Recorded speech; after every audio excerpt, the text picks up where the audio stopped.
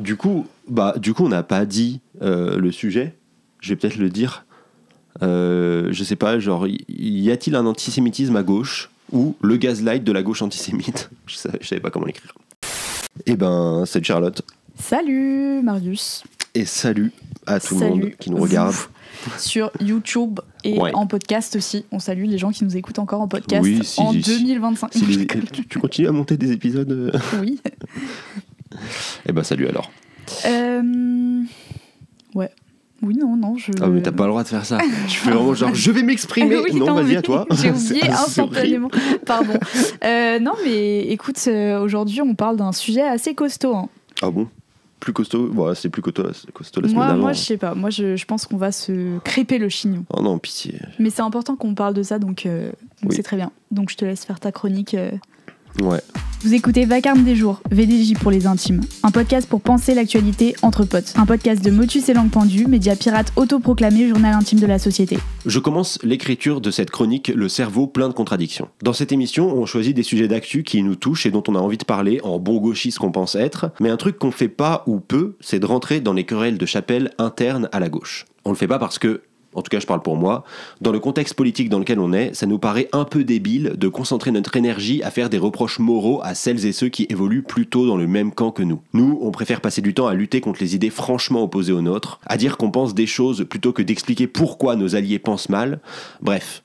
On préfère combattre le fascisme que d'aller chercher des poux à celles et ceux qui prétendent le combattre aussi. Mais parfois il arrive que des gens censés être nos alliés deviennent les accompagnateurs de nos ennemis politiques. Et là c'est plus la même chose. Cette chronique vient de là. Elle vient du sentiment qu'il y a quelque chose en train de pourrir à gauche. Il y a quelques jours, la France Insoumise a sorti une affiche de com pour une manif représentant Cyril Hanouna. Selon des internautes, cette affiche reprendrait des traits antisémites pour caricaturer le présentateur. Très vite, la sauce monte et l'affiche est retirée, mais trop tard, on en parlera pendant 3 semaines. Ceux qui accusent l'organisation d'antisémitisme depuis un peu plus d'1 an tiennent enfin une preuve solide, une affiche digne du Troisième Reich. Les plateaux TV bouclent là-dessus, dès qu'un ou une insoumise se fait inviter, on commence à avoir l'habitude. Mais un peu plus surprenant, la sphère militante de gauche s'empare du sujet. Et pas que les charlots qui vivent pour faire des reproches moraux aux gens, mais des militants solides, des gens en qui on a parfois confiance même. On dit qu'il est temps d'adresser la question de l'antisémitisme de la France insoumise. Ça me met en colère, alors je décide d'écrire une chronique en me disant qu'elle va sans aucun doute changer le monde. Je vais vous répondre, faites attention avec votre verre d'eau. Je vais vous répondre. Sur la question de l'affiche, j'ai d'abord envie de rappeler que ce sont des comptes d'extrême droite qui sont à l'origine du signalement pour antisémitisme, qu'elle a été réalisée avec l'assistance d'une IA et non par un humain accentuant certains traits à dessein, et qu'elle a été retirée en quelques minutes une fois signalée avec une explication claire. L'intention n'était pas d'établir un parallèle. Si certains le font, on retire donc l'image. C'est marrant parce que d'habitude, les racistes nient les accusations qu'on leur fait, mais persistent dans leur démarche. Ils savent bien que c'est comme ça qu'on ménage l'opinion publique et celle de son camp. Une bonne réaction d'antisémite aurait donc été de nier, comme ils l'ont fait, mais de garder l'affiche, en disant qu'elle n'avait rien d'antisémite, tout en permettant à leurs nombreux soutiens anti-juifs de jouir secrètement de leur caricature abjecte. Faut croire que la France insoumise sont des racistes qui manquent de solidité. Ils retirent leur visuel quand on leur tape sur les doigts. À moins que ce ne soit au contraire des militants solides capables de reconnaître quand un de leurs visuels pose problème. Car oui, on peut rapprocher cette affiche d'une caricature antisémite. Par honnêteté intellectuelle, je précise quand même que les canons de la représentation antisémite sont assez éloignés du visuel de la France insoumise. Le juif est plus souvent représenté comme insidieux que comme menaçant, plus comme fourbe que comme colérique. Je rajoute aussi que la fameuse affiche, mise en parallèle de celle de Cyril, l'affiche du Troisième Reich justement la vraie, qui est un argument d'autorité quant à l'antisémitisme du visuel, c'est la caricature néerlandaise du juif éternel. La nôtre, qu'on avait eue en France dans les années 40, elle ressemble pas du tout à ça. Donc fallait quand même aller à chercher la caricature néerlandaise qui ressemble à Cyril Hanouna. Mais surtout, même en reconnaissant que ce visuel pose problème, on ne pourra pas trancher aujourd'hui s'il s'agissait d'une volonté malveillante, d'une inattention ou bien des fruits du hasard. Et ça tombe bien, car ce n'est pas comme ça qu'on juge de l'antisémitisme d'une organisation. C'est en regardant le long terme, les prises de décision, les propositions politiques et le contexte dans lequel elles s'inscrivent. Alors je m'étends pas plus sur l'affiche et son traitement. On sait tous et toutes que parler de ça n'est pas traiter la question en profondeur. Ce qui m'étonne, c'est comment des militants de gauche qui dénoncent en permanence la partialité des médias de masse se font gaslight par ces mêmes médias. Est-ce si compliqué de voir que les reproches d'antisémitisme qu'on fait à la France insoumise interviennent depuis que cette organisation est la seule à être solide en politique institutionnelle sur la dénonciation du génocide en Palestine ? On vit dans un État, dans un écosystème médiatique ultra pro-Israël, le dernier exemple en date étant l'autorisation de vol au-dessus de la France pour Netanyahou, criminel officiellement sous mandat d'arrêt, et le traitement médiatique inexistant de cette affaire. On vit dans un état où il est très difficile de porter une parole contradictoire alors même que des milliers de personnes se font assassiner en Palestine, et vous Vous ne trouvez rien de mieux à faire que d'attaquer cette organisation avec les mêmes arguments que les génocidaires? Et oui, on est de gauche, donc on ne doit pas faire l'impasse sur certains sujets, etc., etc., je comprends, aucun souci. Mais les militants dont la parole a du poids, les gens qui sont écoutés par plein de personnes en cours de politisation, qui leur font confiance, vous pensez pas qu'il y a un minimum de réflexion stratégique à avoir avant d'ouvrir sa gueule et de taper sur une des dernières forces de gauche institutionnelle solide? Ça c'est pour la forme. Maintenant le fond. Y a-t-il un antisémitisme dans la France insoumise et plus largement dans une partie de la gauche? On a par exemple pu lire ces dernières semaines que l'antisémitisme serait à la France insoumise ce que l'islamophobie est au printemps républicain. Et c'est pas Jean-Charles, le pote de Gabriel Attal, qui dit ça, hein. C'est des militants de gauche suivis par des milliers de personnes et bien inscrits dans le paysage. On leur fait confiance, on prend ça au pied de la lettre, alors c'est parti pour la comparaison. Le printemps républicain, c'est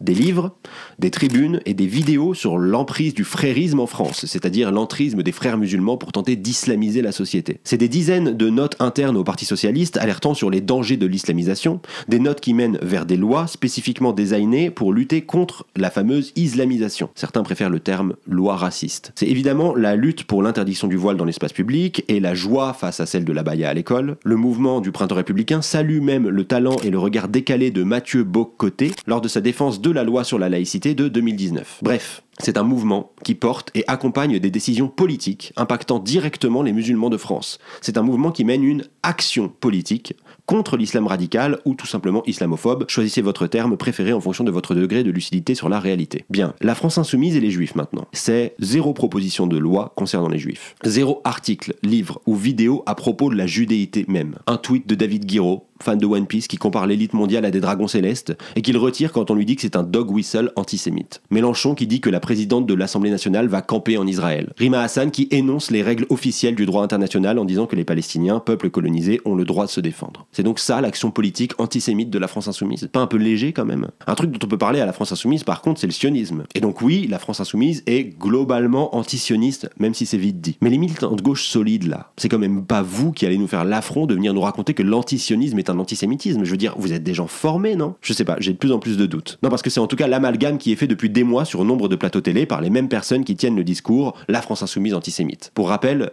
l'antisémitisme est une haine du juif parce que juif.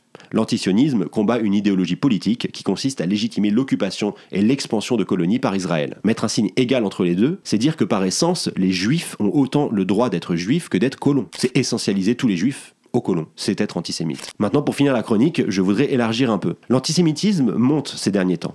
Ça reste important de le reconnaître et de traiter absolument cette question. Je veux même bien dire que la gauche a sa part dans la montée de l'antisémitisme, presque mécaniquement en fait. Quand des attentats sont commis par Daesh en France, même si ça n'a rien à voir avec les musulmans, il y a une montée globale de l'islamophobie. Et donc, pareil, quand Israël commet un génocide en direct, même si ça n'a rien à voir avec les juifs, il y a une montée de l'antisémitisme dans les milieux pro-palestiniens. Et encore, ce n'est qu'une partie du problème. L'antisémitisme est un fléau, et si ça n'a jamais été le cas, ce n'est toujours pas facile aujourd'hui d'être juif dans notre société. Moi, ce que je voulais dire ici, c'est juste que ce n'est pas avec des petits réflexes moraux minables sur des mauvaises cibles suite à des dénonciations de l'extrême droite reprises en boucle par les médias de Bolloré qu'on luttera efficacement.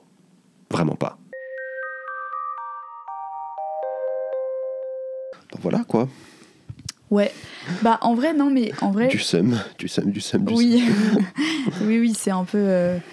ce marvibe. Ah, j'ai le seum là. Mais en même temps, je comprends. Je vais essayer de replacer des contre-arguments qu'on pourrait énoncer face à ce que tu as dit.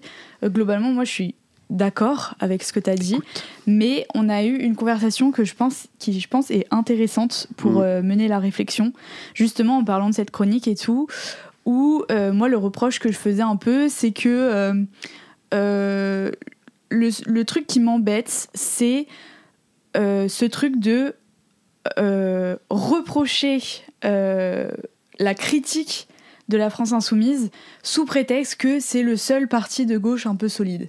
C'est-à-dire que stratégiquement, c'est pas malin de pointer les problématiques, etc., ou les trucs qui, même si c'est pas intentionnel, sont perçus comme antisémites dans la France insoumise parce que on nourrit le bashing médiatique, on nourrit genre des gens qui sont en fait qui font preuve de malhonnêteté vis-à-vis de la France insoumise. Et du coup, moi, je disais à Mar, en vrai, pour moi, c'est un problème en fait parce que on n'est pas des gens de la France insoumise, on n'est pas des militants de la France insoumise, on fait pas partie de ce parti. Donc en fait, je pense que c'est aussi notre seul devoir et notre enfin je sais pas, si en fait nous on fait pas ces remarques et ces critiques et qu'on n'essaye pas de faire mieux, je vois pas qui va le faire. Moi je suis pas d'accord, parce que je trouve qu'en tant que justement que personne qui ne sommes pas militantes dans l'organisation, on a une parole justement plus objective, y compris quand il s'agit de devoir les défendre d'une part, et d'autre part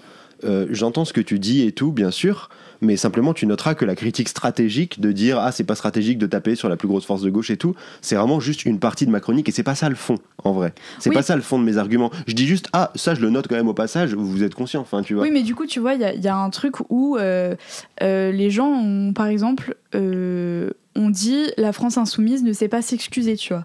Ils ne se sont pas excusés de ça. Et en fait, quand on en parlait, toi tu me disais oui, mais en même temps c'est une décision aussi qui est stratégique, de pas s'excuser, de pas donner mais j'en sais rien, moi je suis pas dans la stratégie de la France insoumise, mais en tout cas c'était la justification, et c'était en fait du coup on va pas parler de l'antisémitisme du truc et tout, on va dire oui mais en fait c'est parce que c'était par une IA de machin de truc, oui mais en fait on fait pas de proposition de loi antisémite donc machin, etc. Et du coup en fait je suis d'accord avec tous ces arguments, je les entends, etc. Mais en fait, ça coûte rien de dire à un moment, on va se former sur l'antisémitisme, voilà ce qu'on va mettre en place. Mais là où je suis pas d'accord avec toi, c'est que la France insoumise, ils ont des propositions sur l'antisémitisme. Je me suis renseigné dessus en écrivant cette chronique.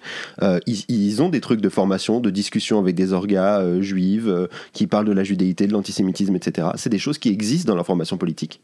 Simplement, médiatiquement, on ne parle que de l'antisémitisme supposé et jamais de ce qu'ils font, par exemple, pour se former là-dessus. Des propositions de loi qu'ils inscrivent dans leur programme. Non plus. Tu vois, pourquoi du coup ils le mettent pas en avant? Mais comment ça ils le mettent pas en avant? Par exemple quand ça arrive, pourquoi ils font pas un communiqué où ils disent il y a une affiche qui est sortie qui n'aurait pas dû sortir et voilà ce qu'on en dit. Mais parce que précisément après un an et demi d'accusations non-stop, quand tu sors une affiche que tu ne juges pas antisémite et que tout le monde te tombe dessus en te sortant une caricature néerlandaise pour la comparer en disant en fait vous êtes des antisémites, je comprends que t'aies pas envie de lâcher. Je comprends que t'as envie de dire non, maintenant ça suffit, faut arrêter, on ne va pas s'excuser, on ne va pas non en fait nous avons donc fait un truc. Donc ça veut dire que tu considères que la réaction elle est justifiée parce que pour eux l'affiche est pas antisémite.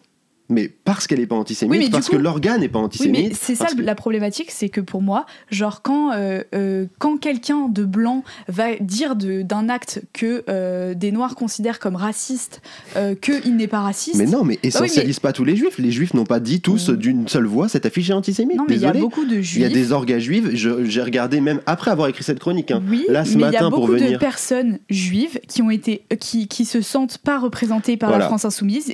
Et je suis d'accord. Peut-être que c'est les dégâts qu'a fait le bashing médiatique, etc. Mais pas que, je pense. Mais oui, vas-y, finis. Bah oui, mais en tout cas, je pense que ce n'est pas à quelqu'un de pas juif de déclarer que ça, c'est antisémite ou pas antisémite. Moi, je pense qu'il faut qu'il y ait un espace pour pouvoir faire ça. Parce que sinon, après, à partir du moment... Attends, laisse-moi finir. À partir du moment où on te dit, on te met une accusation d'antisémitisme dessus, du coup, en tant que non-juif ou non-juive, tu n'as pas le droit d'y répondre. Non, genre, tu peux pas dire non, je suis pas antisémite. Non, c'est pas ça. Mais en fait, ton avis sur le truc ne prévaut pas sur les avis des personnes que tu as pu offenser. Et du coup, tu peux dire en soi, voilà les raisons de notre publication. Voilà, c'était pas intentionnel. Après, j'entends que des personnes puissent se sentir offensées, qu'on puisse faire le lien. Peut-être qu'on manque de culture historique. Peut-être qu'on manque de culture politique sur l'antisémitisme. Je peux dire un truc. Peut-être qu'il y a eu un manquement. Et voilà. Et c'était pas intentionnel. Mais pour autant, on peut comprendre, tu vois. Plutôt que passer son temps à dire ah mais non. C'est pas du tout antisémite, etc. Je trouve que c'est plus contre-productif. Mais Charlotte, parce que du coup, tu donnes du grain à moudre. Déjà, la France insoumise, sur nombre de plateaux télé, ils ont expliqué en long, en large et en travers en quoi ils n'étaient pas antisémites, en quoi ils luttaient contre l'antisémitisme et tout, et ça depuis 1 an et demi. Maintenant, je pense que sur ce sujet précisément, il y a vraiment un truc qui est compliqué au niveau global. C'est qu'il y a une tension entre deux choses, en fait, pour moi. Il y a une tension entre, d'une part, le fait que l'antisémitisme est instrumentalisé depuis 1 an et demi. Et donc ça fait que tu n'as pas envie de tomber dans cette instrumentalisation. D'autant qu'en même temps, il y a les Palestiniens qui sont en train de se faire décimer. Donc en fait, tu n'as pas envie de rentrer dans ce jeu-là, de ne parler que de l'antisémitisme en permanence, parce que tu vois bien qu'il est instrumentalisé par des ennemis politiques qui sont soutiens d'un génocide. Il y a cette tension-là qui existe et dans laquelle je pense la France insoumise est, en tant que justement seule force pro-Israël un peu solide dans la politique institutionnelle et tout. Et d'un autre côté, Ouais. Ah oui, bah pro-palestinienne, merci, merci l'encarté de la France Insoumise du tournage. Seule force, voilà, il y a cette tension-là. Et de l'autre côté, je pense que c'est extrêmement difficile d'être juif en France aujourd'hui. Je pense que t'es pris dans des tensions qu'on ne peut pas s'imaginer justement en tant que non-juif. Je pense que t'es essentialisé aux Israéliens qui commettent un génocide par la force des choses, en fait. Je sais pas comment dire, on a beau dire en permanence oui, c'est pas les juifs et tout, ce qui est vrai, bien évidemment que c'est vrai, mais je sais que moi, si j'étais français émigré au Canada et que la France était en train de massacrer toute l'Espagne, bah même si moi je suis contre ça, que je le soutiens pas et tout, je sais très bien que j'aurais peur que les Canadiens ils me regardent en bizarre, tu vois. Oui, donc en fait, je pense que c'est vraiment pas facile pour toutes ces raisons et aussi pour la montée de l'antisémitisme et tout d'être juif aujourd'hui. Donc c'est important d'entendre leurs paroles, de l'écouter et de bien sûr de pas être blessant avec cette diaspora et tout. Mais du coup, je trouve que cette tension-là, elle est extrêmement compliquée politiquement parce que d'un côté, tu ne veux rien céder à ce chantage, à l'instrumentalisation de l'antisémitisme, et d'un autre côté, t'as la diaspora juive qui est prise dans des feux ultra compliqués, tu vois. Oui, mais ça, je suis entièrement d'accord avec toi. Mais là où on avait un désaccord peut-être hier, et j'ai l'impression que même quand on en parlait, on était plus en désaccord que maintenant parce que je pense qu'on a clarifié nos positions tous les deux et nos arguments. Mais en gros, moi, ce que je disais, c'est que ne tout faire pour ne pas parler du truc, du coup de l'extérieur t'as l'impression que les personnes ils sont coupables, tu vois. C'est genre même juste d'un point de vue stratégique, ne pas donner d'excuses, ne pas donner d'explications. Mais du coup d'un point de vue, si je te réponds d'un point de vue stratégique, désolé, mais on peut aussi dire en vrai il y a un gaslight énorme depuis 1 an et demi de la part des médias et c'est important d'être solide là-dessus et de tenir et de ne pas rentrer dans ce jeu-là à aucun prix. Mais quand tu réponds, tu peux répondre à des critiques que te font des militants, tu vois, parce que c'est aussi le monde militant a été choqué par cette affiche. Et c'est là que je voulais... Oui, mais attends, donc il y a beaucoup de gens du monde... Parce que tu dis, oui, des internautes ont remarqué que... Mais en fait, ça a quand même beaucoup tourné dans les milieux de gauche. Et du coup, moi, ce que tu dis, c'est que j'ai l'impression, oui, il faut pas répondre aux médias et rentrer dans leur gaslight. Mais c'est aussi répondre aux militants, en fait. Il y a un moment aussi où, moi, ce que je reprocherais juste à ta chronique, c'est d'attaquer des militants qui font des reproches à la France Insoumise, mais c'est notre rôle, tu vois. Moi, j'ai envie d'adresser... Moi, je me pose cette question sur les militants qui font des reproches à la France Insoumise, tu vois. Je me pose... Mais très sincèrement, je pense que effectivement, on martèle tellement ce truc de l'antisémitisme et tout, que ça nous... Enfin, c'est le principe du gaslight, quoi. Ça nous pousse à forcément y penser un peu dans ce référentiel quand on parle de la France Insoumise, se poser la question de s'ils le sont ou pas, aller étudier les choses et tout. Oui, mais on a quand même un esprit critique. Mais il y a aussi autre chose pour moi, c'est que dans les sphères militantes internes à la gauche, il y a des petites guerres de chapelle en permanence. Et notamment, il y a toute une partie de la gauche qui aime pas trop la France Insoumise, qui aime pas trop Jean-Luc Mélenchon. Et moi, quand je vois que il y a des militants de gauche critiques de la France Insoumise qui saisissent d'une séquence médiatique orchestrée par des ennemis politiques qui les taxent d'être antisémites, je me demande quelle est la part de bas instinct là-dedans aussi. Je suis d'accord avec toi, mais pour autant, je trouve que c'est la même chose de genre balayer toute critique en disant ça doit être du gaslight, ça doit être instrumentalisé, etc. Genre les gens sont capables de penser. Oui, mais les gens sont capables de penser par eux-mêmes et s'ils ont des reproches à faire, je pense qu'ils ont le droit de les faire et qu'on doit pas dire oulala, il faut surtout pas publiquement afficher des reproches sur l'antisémitisme supposé de la France Insoumise. Mais justement, le fait de les adresser publiquement et d'y répondre publiquement comme on est en train de le faire là, comme tu le fais là, pour moi c'est genre 1000 fois plus puissant que de ne rien dire, tu vois. Oui, mais du coup, moi je trouve que c'est important aussi de continuer à parler de ce gaslight médiatique. Et ça veut pas dire que les gens ils sont illégitimes à faire des reproches et tout, ça veut dire continuer à étudier les causes qui mènent à prendre la parole de telle ou telle manière sur tel ou tel sujet. Et genre, je pense qu'il y a un monde où on a le droit de dire tous les militants de gauche qui prennent la parole sur ce sujet en disant que la France Insoumise, il y a un problème d'antisémitisme, on s'est fait baiser par les médias et par 1 an et demi de martèlement d'une idéologie. Mais parce que c'est complètement faux. Mais je pense qu'en tout cas, c'est une position qui peut être défendue, qui peut exister. Parce que de fait, la France Insoumise... Attends, laisse-moi finir. De fait, la France Insoumise, ils ont des propositions concrètes sur l'antisémitisme, ils discutent avec des orgas juifs, donc ils en font des choses sur l'antisémitisme. Ils sont pas complètement paumés à côté de la plaque.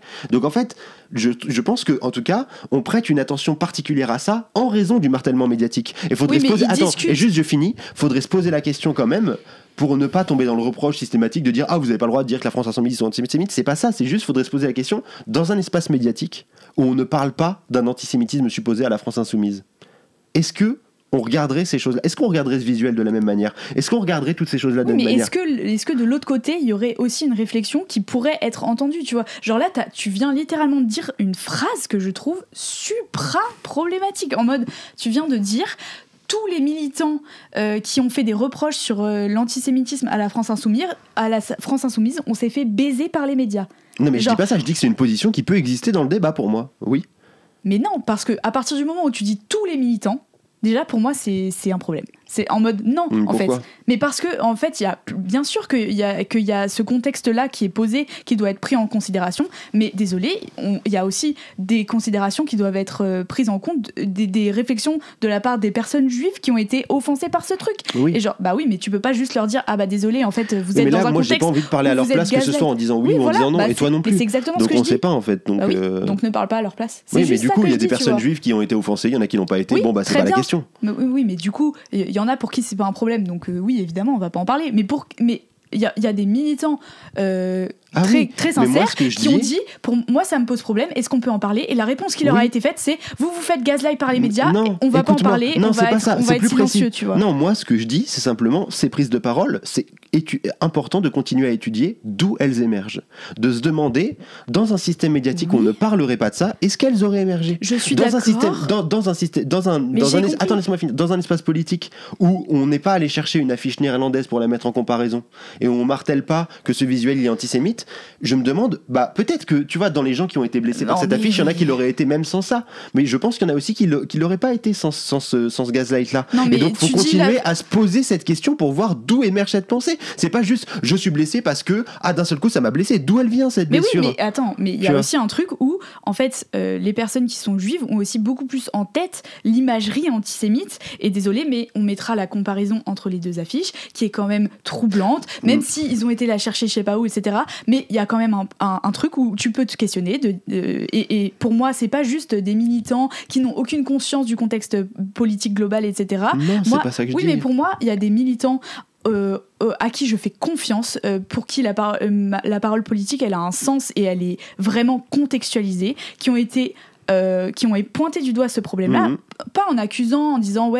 c'est grave, machin, en disant justement pourquoi on ne peut pas réfléchir à ça, pourquoi on ne peut pas en parler dans les espaces militants, etc. Mais moi la manière dont je propose d'y réfléchir, c'est en réfléchissant à... Tu peux me laisser parler, parce que moi je t'ai laissé parler. Genre juste... Attends, je sais plus ce que je voulais dire du coup. Pourquoi on ne peut pas réfléchir à ça, ils disent? Non, c'est pas ça, mais c'est aussi que... genre le fait qu'on puisse par exemple pointer du doigt que oui, peut-être ça a été fait par une IA, mais dans ce cas-là, comment dans un parti qui est dans une stratégie de prise de pouvoir, etc., où il y a des réflexions sur le fait que déjà ils se font enterrés par tous les médias avec des faux procès d'antisémitisme, comment tu peux ne pas vérifier la com, te dire c'est juste une sombre IA qui a fait en sorte, qui a du coup probablement repris des codes qui étaient antisémites contre Hanouna, comment ça a pu passer à travers la... Mais ça on peut pas le savoir. Oui, mais d'où on peut pas part le savoir du postulat que de fait ces codes ils sont antisémites. Enfin, tu vois ce que je veux dire? Bah non, mais c'est désolé, le jeu des ressemblances, mais quand tu mets deux trucs à côté, tu vas chercher. Mais désolé Charlotte, c'est ce que je dis dans le truc. Il y a des historiens du nazisme, etc., qui ont dit que c'était problématique. Pour moi, faut voir d'où elle émerge cette parole aussi. Qui sont ces historiens? En fait, c'est juste quand tu prends une imagerie raciste et tu vois bien les traits qu'il peut y avoir de ressemblance raciste. Enfin, je veux dire, au bout d'un moment, on va pas disserter. Désolé, tu mets les deux images à côté, tu vois qu'il y a des traits. Non, désolé, c'est trop facile de dire ça. Il y a des couleurs, il y a des traits, etc. Je suis pas d'accord avec toi. Oui, mais je pense que ça fait partie du gaslight. Oui, mais d'où tu sors ça, toi, en fait? D'où je sors quoi? Mais tu connais quoi à l'imagerie antisémite? C'est ce que je disais. C'est que l'imagerie, le juif, il est traditionnellement représenté comme insidieux, comme fourbe. Mais c'est pas vrai. Mais c'est pas vrai, pas forcément. Ta parole, elle vient d'où, tu vois? Genre face à des historiens qui ont travaillé depuis des années sur l'antisémitisme. Oui, en fait, il y a un moment aussi où il faut juste être un peu humble et dire, ok, peut-être j'ai pas toutes les connaissances en main, peut-être j'ai pas toute la culture historique nécessaire, etc. Et juste savoir reconnaître que il y a des gens qui sont compétents, qui ont dit cette image est problématique. Mais non, c'est pas vrai. Utilise pas des arguments d'autorité comme ça. Il y a des gens qui sont compétents, qui sont scientifiques, qui disent qu'il n'y a pas de réchauffement climatique. Donc tu n'es pas historienne, je ne suis pas historien. parlons pas à la place de ces gens-là. Désolé. Je pense que c'est important de situer les paroles. Là, on n'a aucune parole concrète, donc on commence à dire il y a des gens qui ont dit que. C'est pas ça le débat. Genre, pour moi, simplement, je pense qu'il faut aller, et c'est ça que je voulais dire aussi par cette chronique. C'est pas genre vous avez tous tort et tout, mais quoi qu'il arrive, je pense qu'il faut. C'est ce que tu es en train de dire. Il faut questionner. Est-ce que cette image elle est antisémite oui, voilà, ou pas, il faut se permettre d'aller questionner. Oui. Mais bien sûr. Oui, mais une fois que tu as dit cette image, elle est antisémite pour beaucoup de gens, y compris des gens en qui on a confiance. Bah là, on tourne en boucle de toute façon. Oui, mais c'est encore d'où elle vient cette parole pour moi, tu vois. Oui, parfois, elle est forgée. Est-ce que tu peux accepter juste que des gens ne soient pas d'accord avec toi? Oui, bien sûr. Oui, bah voilà. Mais donc, je l'accepte. Mais du coup, c'est de la discussion politique, c'est de la lutte politique de dire, moi, je préfère me questionner sur d'où elle émerge cette parole. Oui, mais une fois que tu as vu qu'elle émerge de gens intelligents, etc., qui ont en tête le contexte, est-ce que tu peux accepter qu'on en discute, tu vois? Oui, mais je veux dire, non, mais pas d'où elle émerge, pas de qui. Si tu mais remets par quoi elle est forgée. Oui, mais si tu mets toujours le débat sur de toute façon, je peux pas entendre ce que vous dites au moment T, parce que moi, ce qui m'intéresse, c'est juste de savoir que vous avez été gaslight par les médias, etc., et que la parole que vous tenez là, elle est pas entendable parce qu'il y a ce contexte-là. Dans ce cas-là, tu peux jamais les écouter, en fait.